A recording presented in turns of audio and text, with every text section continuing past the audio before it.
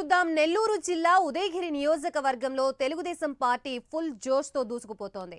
అభ్యర్థి కాకర్ల సురేష్ ఆధ్వర్యంలో ఇతర పార్టీలతో పాటు తటస్థులు సైతం తెలుగుదేశం పార్టీలో చేరుతున్నారు. కలిగిరి మండలం కావలి ముస్తాపురం గ్రామానికి చెందిన సుమారు 100 మంది తెలుగుదేశం పార్టీలో చేరారు. వీరందరికీ పార్టీ కండువా కప్పి సాదరంగా ఆహ్వానించారు.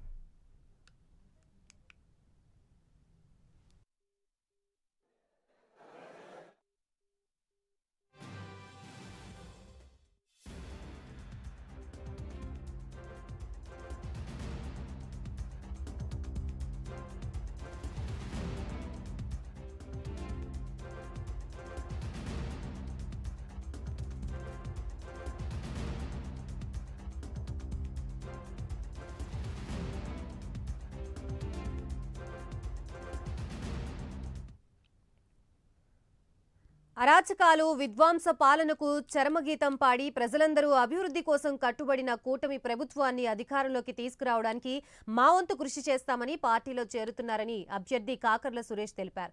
తనతో పాటు నెల్లూరు ఎంపీ అభ్యర్థి వేమిరెడ్డి ప్రభాకర్ రెడ్డిని అత్యధిక మెజారిటీతో గెలిపించుకుంటామని ధీమా వ్యక్తం చేశారు.